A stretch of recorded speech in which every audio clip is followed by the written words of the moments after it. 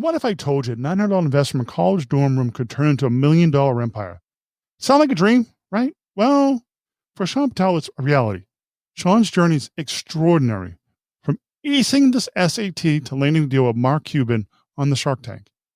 In this episode, we dive deep in how he transformed a perfect SAT score into a thriving business that helps thousands of students achieve their academic dreams. Hey, whether you are a parent, a student, or someone with big goals, you will not want to miss this one. Next on the podcast. Let's do this. Welcome to the No Sitting on the Sideline Dad podcast, a podcast about a journey of discovery and conversations about not sitting on the sideline of life. Let's get involved. Here's host Joe Foley. Hey, welcome to the podcast. My name is Joe Foley. And guess what? I'm happy you're here. Hey, this is your first time. Welcome to the podcast. I know you have a lot of choices and you choose to listen to this podcast. It means a lot to me. I really do appreciate you. Hey, before we start, I kind of found this quote. I think it kind of fits what we're going to talk about, especially in the interview with Shaan today. The quote is, "Luck is what happens when preparation meets opportunity." From Seneca. It's Seneca. Seneca. I'll say Seneca. But it's kind of true what we're talking about today, a little bit about test preparation, stuff like that with Shaan. In this interview, Shaan shares how some practical advice about the SATs and the ACTs and his experience on the Shark Tank. Next. Welcome to the podcast, Shaan. Thanks for having me. Yeah, I'm excited to be here and hopefully I can share some insights with your listeners. All right. I got to ask this because it's kind of fun. And we're going to talk about the prep expert stuff and the books and stuff like that, all the stuff you have. But I was kind of curious. You are on Shark Tank. And I know on TV, and I watched that before too. How exciting was that for you? Oh, it was amazing. Shark Tank was a life-changing experience, both for myself and my business. I was on a few years ago and I pitched my company Prep Expert, which is a test preparation company. So we do online SAT and ACT courses for an investment. I ended up closing a deal with Mark Cuban, who invested $250,000 in exchange for 20% equity in the company. He's been an amazing investor, advocate, and partner for the company ever since. And ever since we appeared on Shark Tank, the company has 10x'd in revenue and reached millions of people. And it's just been a dream come true. So you met Mark Cuban, you met Mr. Wonderful himself and the whole panel. What was like this? I got to ask, because I watched it on TV and I always wondered, what is it really like? What was the experience before you coming on to pitch your stuff? Yeah, so the audition process for Shark Tank is pretty intense. I think when I auditioned for it, there were about 50,000 people who applied that year, and approximately 120 end up actually getting in front of the Sharks. So, I had to go through casting call producers, video auditions, and more in order to get on the show. But once I actually got in the tank, I was amazed at how real it was. A lot of people think Shark Tank is scripted or is just a TV show. Nothing could be further from the truth, meaning that, I was in the tank for almost an hour and a half and, answering real business questions. And of course, though, the producers end up editing it for the most entertaining 10 or 15 minutes for television. And that's what people see on air. On top of that, there was a full due diligence process that happened afterwards with Mark Cuban's team before the investment went through. Luckily, my investment did go through successfully the due diligence process and closed an investment deal. Many companies that you see on the show that do a handshake deal actually don't go through because they have some issues in their business or legal paperwork. Well, it's interesting too. You have a unique story about your background and stuff like that. Your journey started with $900 in a dorm room. I was going to tell me a little more about that because I found that interesting. Everybody says the story. I had $100 in my pocket, and all of a sudden I did something this, and all of a sudden I'm a millionaire. So what is your story about the dorm and the $900? Yeah, so I started Prep Expert actually when I was in college, in my final year of college. And what I did was the reason I started an SAT prep company, it was not something that I had dreamed of originally. What ended up happening was, when I was in high school, I raised my own SAT score from average to perfect. And that is something that a perfect SAT score is something that only 0.02% of all students achieve. And so it completely changed my life. I got $500,000 in scholarships. I got to meet the president of the United States. I got into top colleges and universities.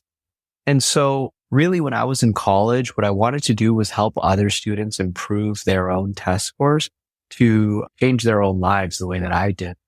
And so I wanted to write an SAT prep book. And so in my final year of college, I finally started putting together this book, writing out curriculum, etc. But I ended up getting rejected by over 100 literary agents and publishers for the book deal. And so that's when I took $900 for my scholarship money. And I said, you know what? Let's put together a website. So I hired a web design company with that $900 and said, I'll just teach courses. I'll teach courses based on all this curriculum I've written. And it ended up working in that the very first class that I ever taught, my students had an average score improvement of 376 points to their SAT scores after just 6 weeks. And so, of course, I had parents who wanted more courses. So I began training other instructors to teach my curriculum. And the rest is history. Over the past 13 years, we've helped over 100,000 students improve their test scores, get into top colleges, and most importantly, win over $100 million in college scholarships at Prep Expert. Well, it's interesting too. Myself, I went to school and I went to a tech school, so I didn't take the SAT or the ACT. So I'm coming from a parent that has I know they're important. I know they're tests. What is the SAT and what is the ACT? Yeah, so the SAT and the ACT, for audience that might not be familiar with these exams, are the most important exams for college admissions in the United States. So they help you get into college, but more importantly, they can often help you pay for college. So everyone knows how expensive college has become in the United States. The average private university is close to $200,000 now. Student debt is near $2 trillion in the United States. And so what I love about the SAT and the ACT is that they can help you get better financial aid offers through scholarships. So if you score well on these exams, you can often get half tuition, full tuition scholarship offers like I did, so that you don't have to pay anything for college. And that can really be a huge financial help. So I think it's totally worth studying for these exams and trying to perform well in order to reduce your overall cost of college. It is true, though. College is getting wicked expensive. And now every year it seems to go higher and higher and higher. What do you think the reason of the cost and why it's rising so much? A great question. Yeah. So the average cost of college has outpaced inflation significantly. I know everyone is, up in arms these days about 3, 4, 5% inflation, but college tuition has been going up by 8, 9, 10% per year. And so it really, really has been skyrocketing costs.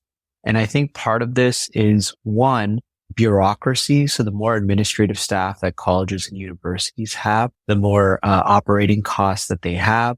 And therefore, they pass those costs on to students. On top of that, a lot of it is partly due to greed, unfortunately. Greed at the top. These are, for a lot of times, private and for-profit institutions that are looking to increase their bottom line. And the way to do that is to increase your prices, right? And so as long as people are willing to pay, they'll keep doing that. Hopefully it corrects over time because, college education should be accessible to all, in my opinion. Well, it's interesting too. I know you come from your background. You come from your family, Las Vegas and stuff like that. What was your upbringing and how important was education to your parents? Make sure you got a good education. Yeah, I have a pretty modest background in that my parents came from India in the 1980s with just $70 in their pockets. They didn't go to college in the United States. What they ended up doing was starting a motel in Las Vegas, Nevada. But it was far from the glamour of the Strip. It was kind of in a bad area. So it was pretty urban and run down. And that's actually where I grew up for the first 16 years of my life. So that's where I went to school, those are the schools I was zoned for, etc. But, despite my environment, I'd say that the one thing that my parents really always put a huge emphasis on growing up was education. My mom would say, there are two things we'll spend money on, and that's food and education. Everything else, we're not going to spend money on clothes, getting nice, fancy stuff, but clothes and education, they were willing to invest and take really seriously. And so that's why I took my education so seriously. And, it really has helped me advance through education and going through higher education. What's interesting too is I'm thinking about that and how important education. Sometimes there's a lot of pressure on kids, especially when you get them to high school and stuff like that. Because you hear stories about kids just totally freaking out about taking the SAT and the ACT, and they're like, and there's a lot of pressure, and it's amazing how much pressure there is. Yeah. So one of the biggest issues that many students, including myself, when I was first starting out for the SAT, have is test anxiety. When you have test anxiety, it can really reduce your performance on exams. The biggest way to reduce your test anxiety is through preparation. So that's why I'm such an advocate of, doing practice exams, getting really used to those 2-3 hour exams ahead of time, learning great strategies way ahead before test day.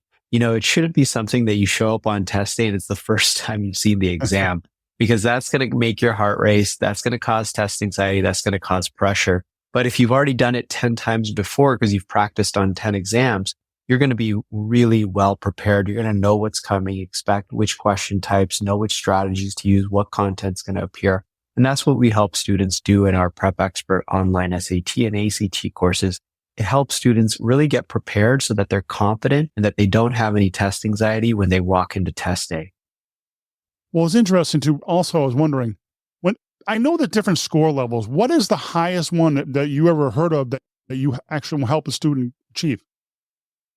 Yeah, so many of our students have gone on to get perfect scores. So for the SAT, it's a score out of 1,600. So they've gotten 1,600 out of 1,600. And for the ACT, it's 36. So that's 36 out of 36. Again, these are very, very difficult scores to get, but anything in the 99th percentile is very competitive. So that's going to be above 1,450 to 1,500 range for the SAT or above 32 for the ACT. All right. I got another question. What's the difference in the test? Because I said, my son's his age, in a few more years, I need information. So what's the difference between both tests? Yeah, the tests are more similar than ever. There's not huge differences, and it doesn't really matter which one you take in terms of your college and scholarship opportunities. You just need to take one. In terms of the actual content of the test that's different, I would say that the ACT focuses more on content. So for example, they have a science-based section. So if you're not a science-based person, you probably want to take the SAT, which does not have a science-based section, and it tests more critical thinking abilities. But otherwise, they're very similar exams. They both test math, English, reading as their core subjects, but ACT does have that additional science section. Well, it's interesting too. You talk about reading and writing, especially in the last few years of all the things going on and stuff. Do you think sometimes the kids are falling behind a little bit too because of all the things been going on? Oh, hugely. Yeah. There's been so many distractions recently over the years, whether it was the COVID pandemic that forced schools to close and, students to go online, or now, we're seeing a huge issue with TikTok and screen time and scrolling and attention spans with students, just inability to focus for long periods of time due to kind of the short form nature of social media in our new world, internet, etc. So that's something we try to combat in our Prep Expert courses, is teach students how to study, how to focus, and have attention spans. Because what's interesting about school is everyone wants you to study, but no one ever teaches you how to study. That's one of the big things that I like to do at Prep Expert, is really give students the tools, the techniques, and the strategies to teach them how to study effectively, because it will serve them well, not only on the SAT and the ACT, which are, important standardized tests, but also in their other high school classes, their exams, their college exams, their graduate school, and beyond. Well, it's interesting too. And part of the whole thing about your Prep Expert playbook and stuff like that, you got a chance to be on a panel in Chicago for President Obama. How was that experience for you too? Yeah, that was a really cool opportunity that Mark Cuban had invited me to do with the Obama Foundation. We did an entrepreneurship panel for underprivileged youth in Chicago, but we got to speak about our experiences with entrepreneurship, bootstrapping, and teaching other, youth and young people how to become an entrepreneur, because one of the passions that Mark Cuban and I share is teaching young people that entrepreneurship is a career. If you ask a kid, what do you want to be when they grow up? They'll typically give you generic answers like doctor, lawyer, engineer, maybe YouTuber, but very, very few will tell you that they want to be an entrepreneur. So you really have to make that a career choice and decide, this is what I want to do. I'm going to take risk. I'm going to start a business. I'm going to figure out sales. I'm going to figure out marketing. I'm going to do what I'm passionate about. Those are all the attributes of what a great entrepreneur needs. You also wrote a book about children entrepreneur and stuff like that. And I'm wondering, because, teaching a kid at a young age how to make money, because I know, and when I was growing up, we didn't have the technology stuff that kids nowadays available. We had to go grab a newspaper, grab a sack and deliver newspapers and stuff. And that's kind of being a little bit entrepreneurial. But how do you teach kids entrepreneur? Yeah. So what's really cool is I wrote a book with Mark Cuban and another author, Ian McHugh, called Kids Startup, which was dedicated to this mission of teaching kids to become entrepreneurs at young ages. So typically, when you're young, you should start with something easy, whether it's a lemonade stand. What I did was I sold Pokemon cards. I think Mark Cuban sold trash bags. But it teaches you the skills of marketing and selling that way. And then eventually you'll advance into more advanced businesses as you get older into high school, college, and beyond college. But these are all very, very important skills to have early on. I'd say that kids absolutely need to learn, how to make money, how to save money, how to invest money. And those are all the topics that we touch on in that book. There's some high stakes going on there, selling Pokemon cards. You can there's some serious people. Yeah. I should probably check I still have some, what they're worth now. They might be worth a lot because it's been 20 years. No, you've seen the stuff on TV and on YouTube. I watch YouTube and stuff, and there's some serious players when it comes to Pokemon cards. Oh, 100%. Yeah. I don't want to mess with those guys. What is some ways that parents can support their kids, like encourage them? Because I know nowadays, especially in the summertime, you get to see lemonade stands, but there's other ways of doing it too. And what are some ways parents can support the kids? Yeah. So in entrepreneurship or education? Well, entrepreneurship right this second. Yeah. So with respect to supporting your child's entrepreneurship endeavors, I would recommend creating a summer project dedicated towards entrepreneurship.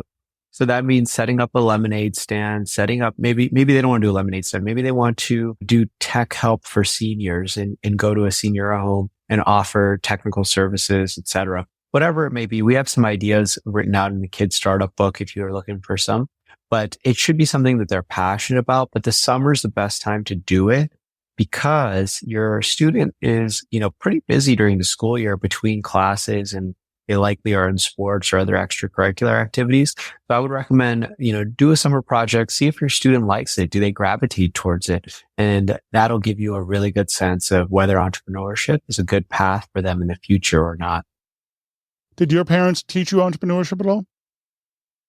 Yeah, absolutely. I'd say they taught me through example. They ran the motel and I helped run the motel. So that was some entrepreneurship there. They also bought a gas station 2 doors down a little bit while later. And then I helped work at the gas station.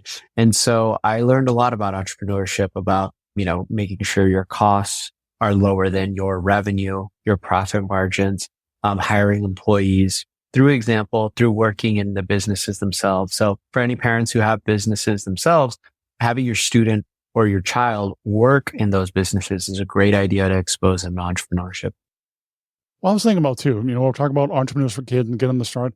Maybe some other low cost ideas, maybe besides lemonade stand, Pokemon cards, maybe some other ideas that maybe kids can start with. So I know you mentioned the helping grandparents with the tech support because, they have a hard time using their phones.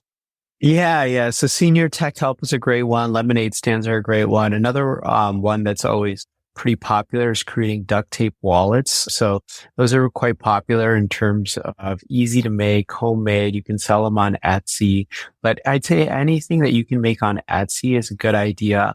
Buying and selling for some of the older kids, shoes. A lot of times there's an arbitrage in, kind of rare collectible Nikes and things like that. Using eBay is a great start for any young child. Well, definitely interesting too. My son tried to do the sneaker thing, but we never got anywhere with it because everybody else is doing it too. It was a little bit saturated on that part, but it was very fun. hard. It was a very fun hard, experience. but fun. Yeah. It's like looking for a pot of gold at the end of the rainbow. It's got to look. You got to keep trying. You got to put effort because failing. That's another thing too. Why some kids don't start things because they're afraid of failing. It could be also the SATs too. Yeah, I think that's a common theme in entrepreneurship and SATs and education in general, which is you have to become comfortable with failure. The number one predictor of success is how resilient you are to failure, because no one is successful without failing.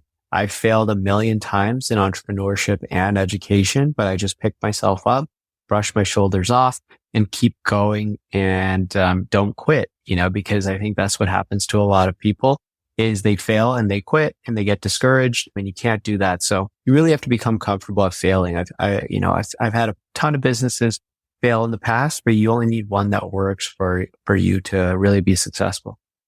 Well, interesting. You mentioned failure and you picked yourself up. Can you remember one time that you're like, oh, but you dusted off your boots and you kept on going? Can maybe something you can share?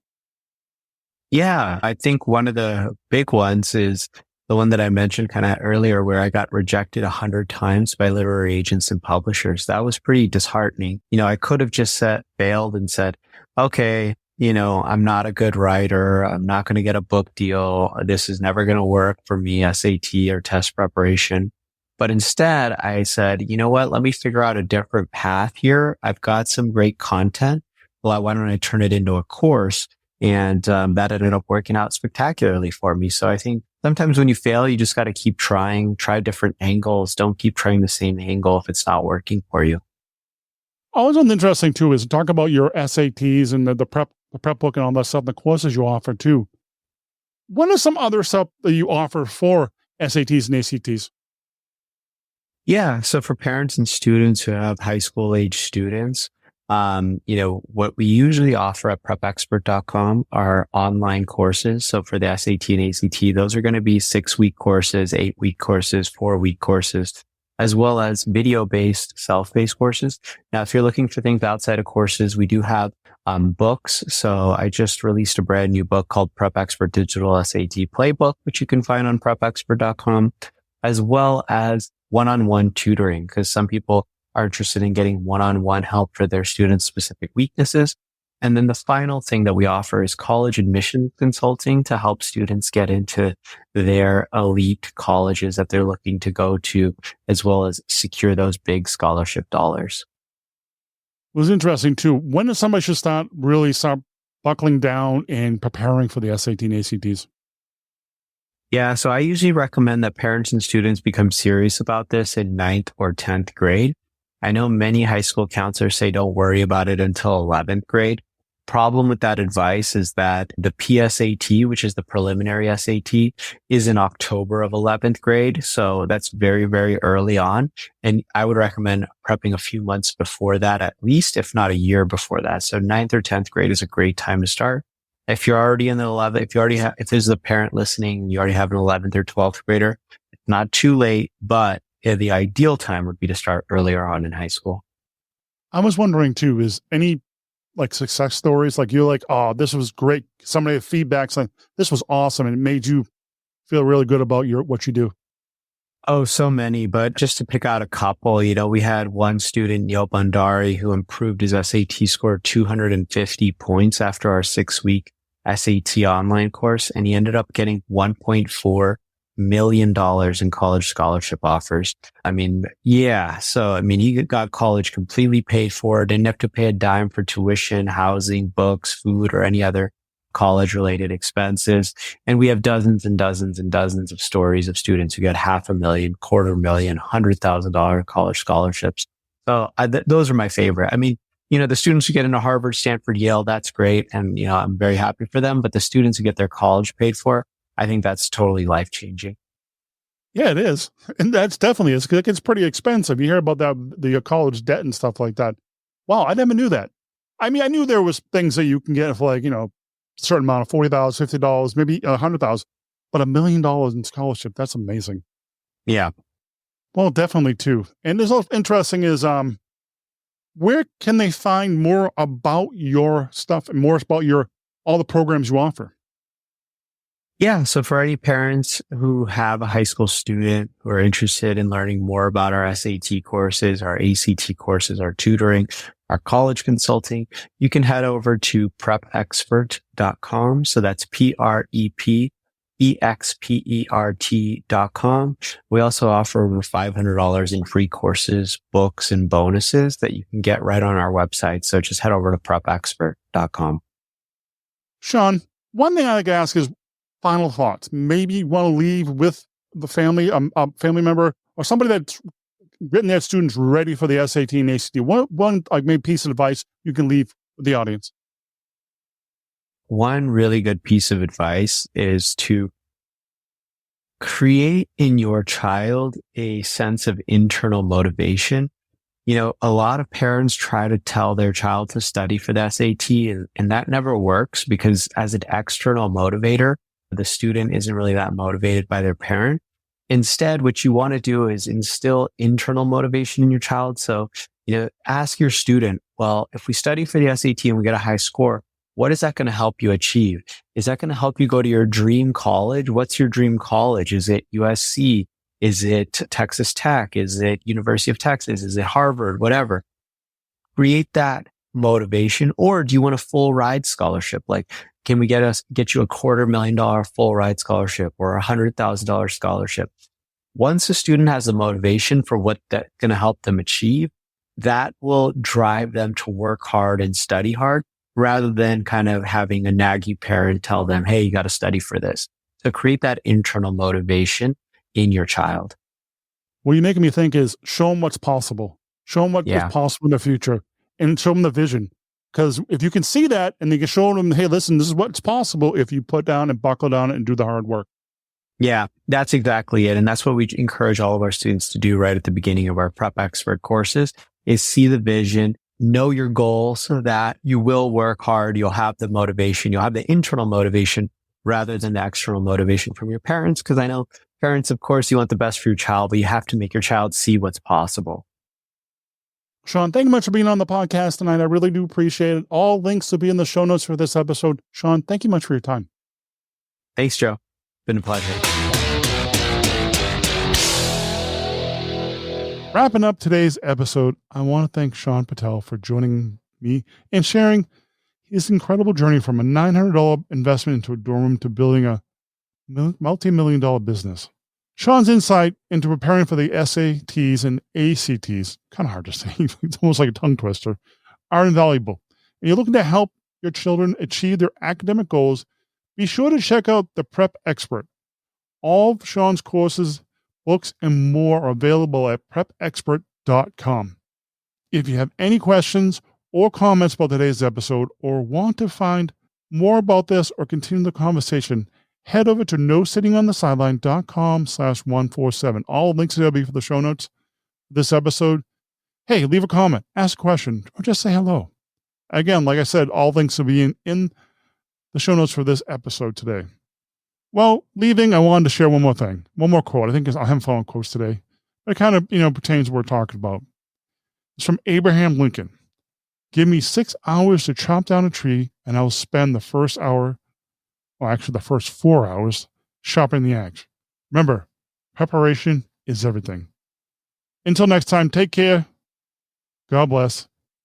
See ya.